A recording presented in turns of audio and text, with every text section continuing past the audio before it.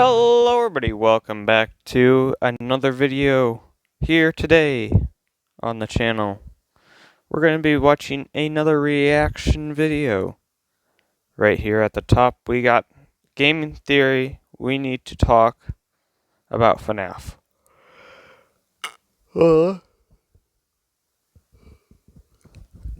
Since recently Scott Cawthon has left Fnaf, basically, it's now up for grabs, I guess. So let's watch the video and react. This is going to be a hard one. Okay. Today we're going to talk about Fnaf, like we have so many other times before on the channel. Speaking of, how many times have we talked about Fnaf on this channel? Let's see.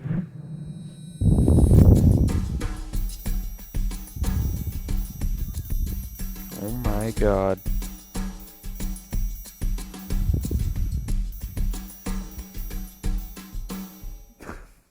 $43. Jeez. For some reason I thought it was more. Wait. Oh, that's what it is.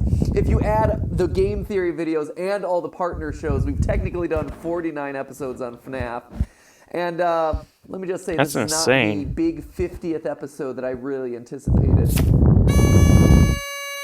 For those of you who don't know, Fnaf has been in the news a lot lately, and not for any good reasons, like the release of a new game, or them finally deciding to make the obvious call and cast me as phone guy in the upcoming movie. Hello? Hello? Consider that my audition reel, Blumhouse. I would also be willing to accept the role of purple guy. Phone guy, Matt Patt, Scott Cawthon. Now, the reason it's been trending on Twitter and blowing up all over the blogosphere have centered around the creator Scott Cawthon and his recent decision to retire from the series. You heard that right, friends. Scott, my longtime nemesis, is stepping down. Only one will remain standing, and that one is me. He's actually retiring with plenty of money, so who's the real winner here? It's not me. As he himself said in his final post, and I quote, "I've had a blessed, fulfilling," it took me a minute to find it, I'm sorry. "I've had a blessed, fulfilling, and rich career. I've tried to make some good games, let the debate ensue, and I've witnessed the creation of possibly the most creative and talented fan base on the planet. But here, on the 7th anniversary of the first game's trailer, I realize I miss a lot of things that I got to focus on before Fnaf became such a success. I miss making games for my kids, I miss doing it just for fun, and I miss making RPGs even though I stink at it.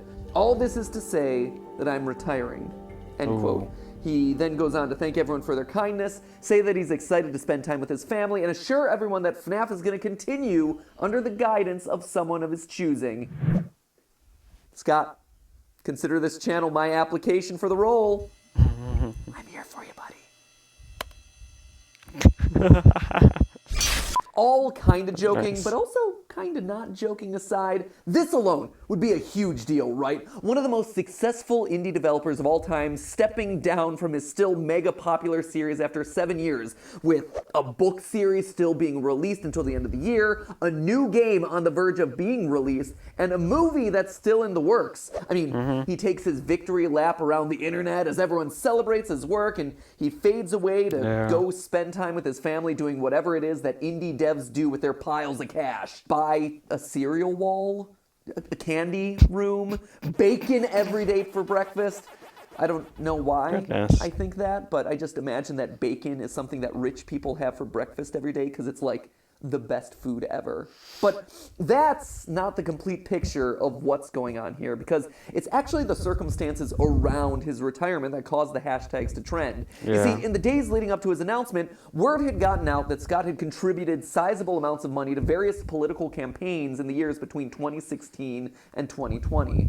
Using the website OpenSecrets.com, an independent nonprofit that tracks US political donations, users learned that Scott had contributed around $42,000 to various political campaigns. Now, that on its own might not have been all that newsworthy. No, what made people sit up and take notice was who he had contributed funding to. Republican candidates like Ben Carson, Mitch McConnell, Donald Trump, controversial political figures whose voting histories had been anti-civil rights over the years, especially as it relates to the LGBTQ communities, which, you know, a large portion of the Fnaf fan base is. And I've seen a lot of people online responding with a so what's the big deal to all of this news? But you have to stop and actually think for a minute about the position of a lot of the LGBTQ fans of this franchise. This revelation understandably hurt a lot of members of the Fnaf fan community, considering that Scott's franchise has been this welcoming and inclusive space for them. One where a lot of people have found the ability to express their unique identities. To know that their support of these games and their game's creator, especially the financial support that comes with that their dollars had wound up funding campaigns for people who are looking to withhold or remove their rights, to fund the elections of people who would forward legislation that treats them as less than human. Yeah, that's gonna feel really horrible. It's gonna feel like a betrayal. It's gonna feel like you had funded your own worst enemy. At first, people thought that Scott's account must have gotten hacked, right? There was no way that he could have done this. Or, at the very least, that maybe he donated to a blanket Republican fund where his dollars had gotten funneled into individual campaigns without his knowledge. But no. After a few days, Scott took to Reddit and affirmed that these were indeed his choices, which then just proceeded to blow the internet up even more. A few days later, he retired, and that was that. A confusing and awkward end to the career of someone who had legitimately changed the face of horror and indie gaming forever. Now, that is true. A lot of you have been asking me for my response to the whole thing. Does the channel stop covering Fnaf? Do I still support Scott? How do I feel about all this? How should you feel about all this? And honestly, there is a lot to unpack here. A lot. One of the reasons it's taken me so long to respond is because I've had to sort it all out in my own head.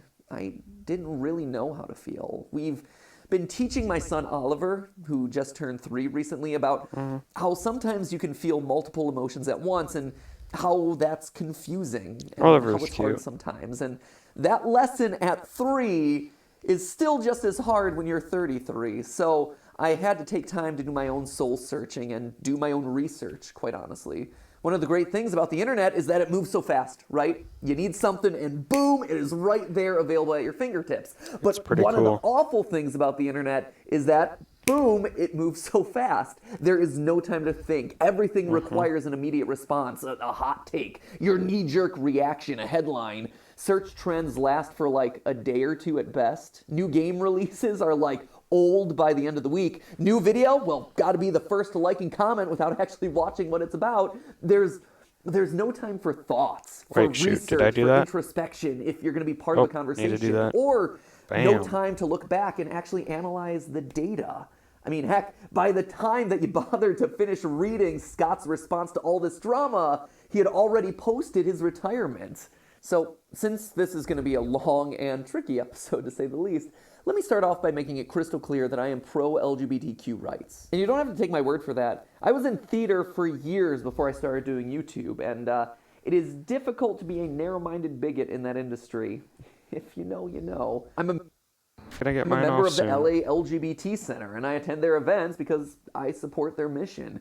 And most importantly, I've done the best I can to keep a sensitive ear open to LGBT audience members, and also to my team members when they tell me that something isn't okay, or your subscribers are pretty okay, cool, right? Or they explain an LGBT perspective that I don't know or understand because I don't live that. I don't have that experience in my life, so I'll never be able to know everything or be able to truly speak on behalf of people in that community, but the best I can do is to try and remain an ally who's always ready to be supportive and as sensitive as I can be. Anyway, I don't say all this to make excuses or try to defend myself by wrapping up in a rainbow flag.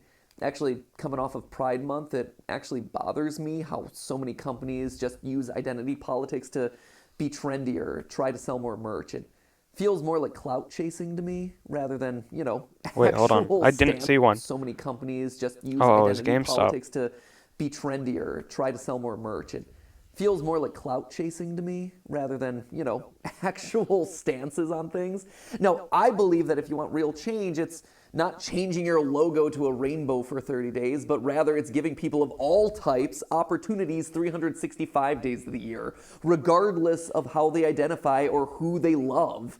And I'm proud to say that the team consists of people all across the spectrum, and I'm proud that they're here because they're talented, and they deserve the chance to show off their unique creativity. Which is why, before I get to addressing the actual hardest subject of all this, Scott himself, I think it's important to say this right up front, or I guess, as upfront as I can in this long of a video, I will still be covering and supporting Fnaf as a franchise. Let's Just go! Split Game Theory has become so much more than just me sitting in my closet nerding out every week, and is now a collaboration of creative people coming from all different walks of life. Five Nights at Freddy's is much more than just a single guy living in Texas. I know it's easy to point at his little anim dude avatar and assign everything in the franchise to him. Heck, I've made a running gag out of our little rivalry over the years. But in reality, Scott's just a figurehead, a visual shorthand to represent everyone who is now instrumental to the running of this franchise. All the authors and illustrators of the books, other game developers, merch companies, the Fazbear spin-off universe of fan games, each employing dozens of people who use the franchise as their launch pad for their livelihoods or as their own personal creative outlets. By not supporting the franchise as a whole, I'm not supporting those creators. And even more importantly, it's also that I wouldn't be supporting the community itself. The people who still do find this franchise as a safe haven, a source of entertainment, a source for their unique creative expression. Scott said it in his retirement announcement. I read it earlier. I've witnessed the creation of possibly the most creative and talented fan base on the planet. And he's not kidding. There are so few fandoms like the Fnaf fandom. I mean, what other franchise has so many darn fan games dedicated to it on the planet? And I want he's to watch not that again, kidding. that death. There are so few fandoms like the Fnaf fandom. I mean, what other franchise has so many darn fan games dedicated to it? And to me, these fans are the lifeblood of the community now, of this entire franchise now, not just Scott himself. And let me make it clear, just because I choose to support the series doesn't mean that I think anyone is wrong to not support it. That's definitely not the case. Wherever you choose to draw the line on this issue is completely valid. I'm just taking you through my thought process and all the variables that I went through as I came to terms with this whole issue. But aren't I, by supporting the series, contributing to Scott's income and thereby what he chooses to do with that, you might ask? And yeah, you probably are, sadly. And that's just a choice that everyone's going to have to make based on their own personal criteria. To me, the good of supporting the community around the franchise and the jobs that it creates is worth whatever minor impact that Scott may be able to enact in the political sphere, which is an issue we'll be getting to in a second. Because here's the thing, friends, this sort of dilemma applies to pretty much any major company that you talk about. There are good people and bad people pretty much everywhere. And not even that extreme. There are just people that you agree with and people that you disagree with everywhere. For one example that I think we could all relate to, just look at Walt Disney. There's great evidence to show that Walt was probably prejudiced against other races, women, other religions. As one biographer states, quote, Disney willingly, even enthusiastically embraced anti-Semites and cast his fate with them.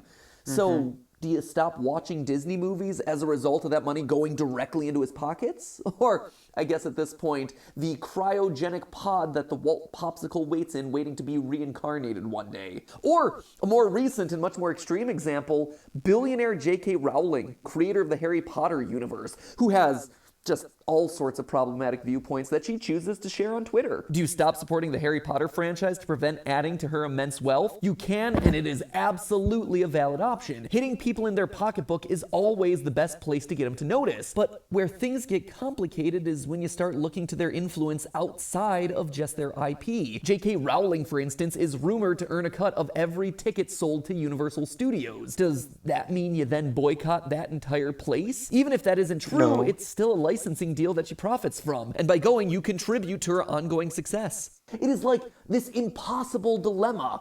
I think the TV show The Good Place actually summed this issue up best. These days, just buying a tomato at a grocery store means that you are unwittingly supporting toxic pesticides, exploiting labor, contributing to global warming. Humans think that they're making one choice, but they're actually making dozens of choices they don't even know they're making. In my mind, it ultimately amounts to a personal choice where you have to weigh the good of a decision against the bad. As YouTube video essayist Lindsay Ellis said in her examination of whether you can support Harry Potter without supporting J.K. Rowling. Because of her wealth and influence, she's going to be believed more than the lived experience of trans people. And while you can absolutely control the way you read or engage with a text, you cannot control the way an author uses their money and influence. And if LGBT rights are something very important to you and you think Scott is dangerous to those, then him stepping down from the franchise and removing himself from social media dismantles a lot of the things that could make him dangerous moving forward. So you can always weigh that into your consideration of how you're going to view the overall franchise. Again,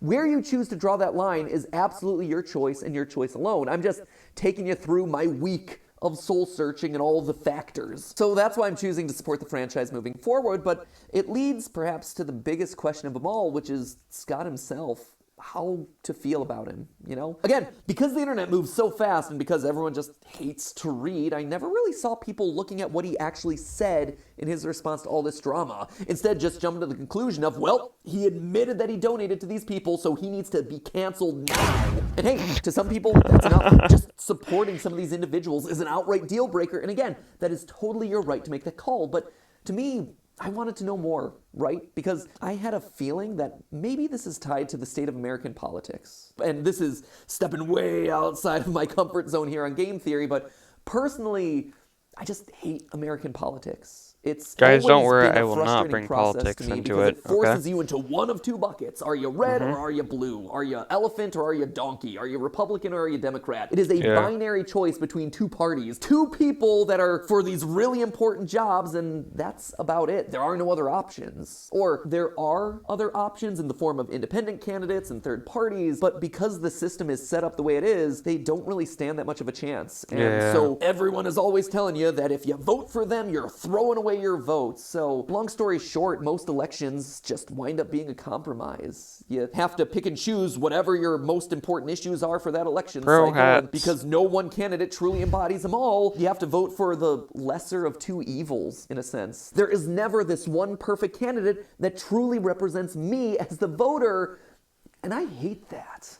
And I wouldn't be surprised if maybe Scott felt like he was in a similar position. So I wanted to look closer at his response. And admittedly, it's a long one, but I think it's important to not overly edit Scott's words in this case, but don't worry, we'll break it down as we go through it. I've debated greatly how best to address this, including not addressing it at all. But with so many people from the LGBT community in the fan base that I love, that's not an option. I'd like to think that the last 7 years would have given me the benefit of the doubt in regards to how I try to treat people. But there I was, trending on Twitter for being a homophobe, getting doxxed, with people threatening to come to my house. All this because I exercised my right and my duty as an American citizen to vote for and support the candidates who I felt could best run the country. For everyone. And that's something that I won't apologize for. Okay, let's break there for a minute. First, as someone who has received very vivid death threats and have had to go into hiding out of fear of my family's life, just because I do a dumb show online where I call Sonic slow, personal attacks and threats are not okay.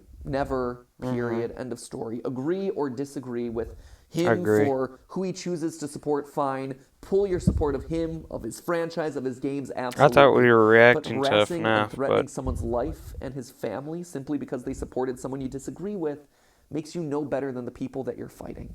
That's just the way I feel.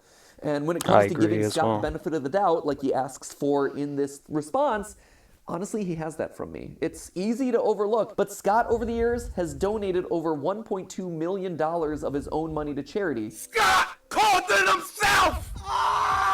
Including $50,000 to the Trevor Project, an organization that is focused on helping LGBTQ youth. Does that necessarily negate the $42,000 that he made in political donations? Again, that is a personal choice for you to make the call on, but I think it at least merits hearing the guy out. Anyway, the quote continues. For those of you who took the time to look, you saw that the candidates I supported included men, women, white people, black people, Republicans, and Democrats. I supported Kimberly Classic in Baltimore because I believed that she really cared for the African American community there and wanted to pull them out of poverty. I believe she could have really made a difference in a time when so many black communities were struggling. She lost, unfortunately. I supported Tulsi Gabbard, a Democrat, even though I disagreed with her on several issues, because I felt she would have been a good and fair president. And yes, I supported President Trump because I felt he was the best man to fuel a strong economy and stand up to America's enemies abroad, of which there are many. Even if there were candidates who had better things to say to the LGBT community directly and bigger promises to make, I believe that their stances on other issues would have ended up doing much greater harm to those communities than good. All of this explanation, I fear, is wasted, as people don't want to discuss with one another anymore. They want endless apologies and submission. People who are expecting those from me will get neither, end quote. Okay,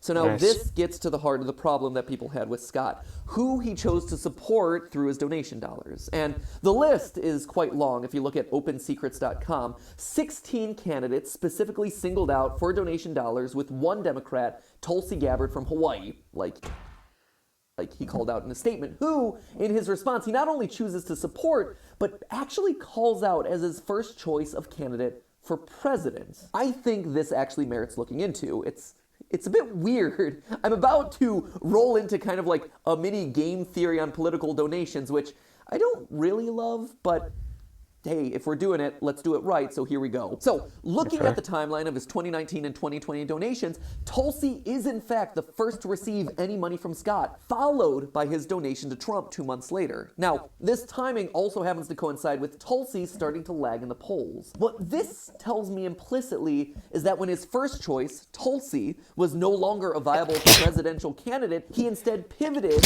and donated to the candidate that he most believed in, who also had the best shot of winning, Donald Trump. But what was the policy that Scott appears to have cared about the most? Well, if you look into all of the candidates that he chooses to support, there's one and only one commonality across all of them: tough foreign policy, keeping the military strong, keeping trade strong, and standing against foreign powers like North Korea. This also coincides with his statements about defending against enemies abroad, recovering the economy, and how other issues would do more harm to the country than good. Apparently to Scott, nothing worse can happen to your civil rights than getting dunked on by an overseas nuke. Now, I've seen people say that everyone on Scott's donation list also had a history of opposing same-sex and transgender rights. I chose to look into this, and across the board, that's largely true, except for Tulsi, who, well, she was inconsistent about it at best. It's true, she had a history of being anti-LGBT,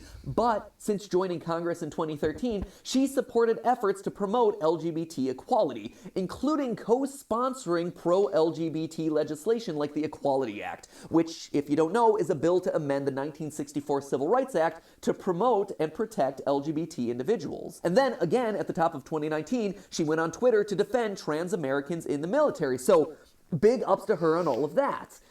However, things get more complicated because in 2020, her reputation was again put into question when she introduced a bill that many saw as anti-transgender, something that was leveled hard against Scott's choice to support her. But it's worth noting that this was after Scott chose to donate to her campaign. The TLDR of all of that voting nonsense is this: when Scott chose to support her campaign, publicly facing, she was pro-trans rights. That's it. That's the best I can put it. Outside of that, the only commonality that I could see across pretty much every candidate that Scott chose to support was keeping the military strong. Now, to be sure, not everyone places the same emphasis on that issue or considers America at high risk. People on the other side of this issue may believe that the bigger threat is personal rights of people who are already in the country. Again, I am not here to decide that issue or pass judgment on anyone's priorities. God forbid, I do not want to do that. But it is my theory, my political theory, that Scott, like so many other Americans, may have found himself caught in a situation where no one candidate truly reflected the complete slate of policies that he supported.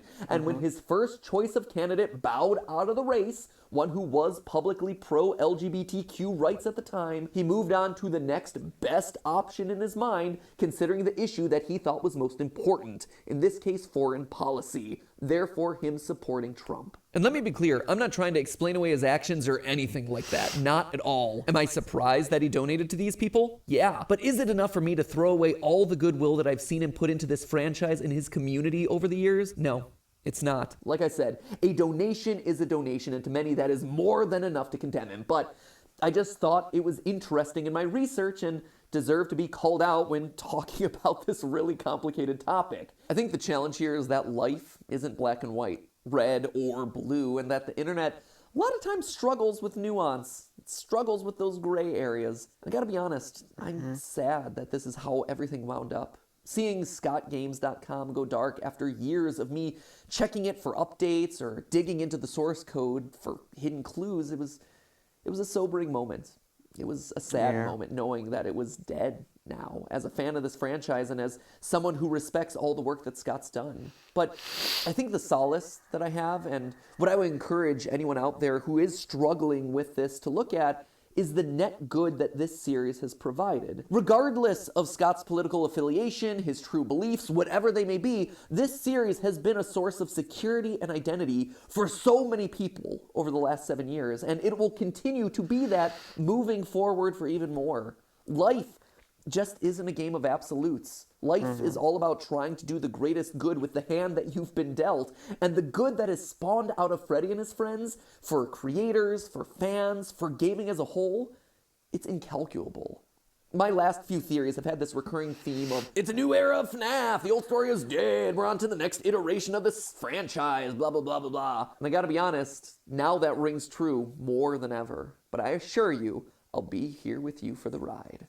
But hey, that's not a theory, honestly. Oh. That's a fact. I am going to be here with you for the ride. But this is a game theory. Yep. Thank you for watching, and thank you for staying open-minded. See you in the next one. And bam, theory done. Not really. Okay, with all the ads, I had 26 minutes. Jesus, not going to be 27. Okay, everybody like, comment, and subscribe. This is a long one. And this was posted today, or actually a few days ago. Yeah, 2 days ago. Okay, thank you guys. Bye.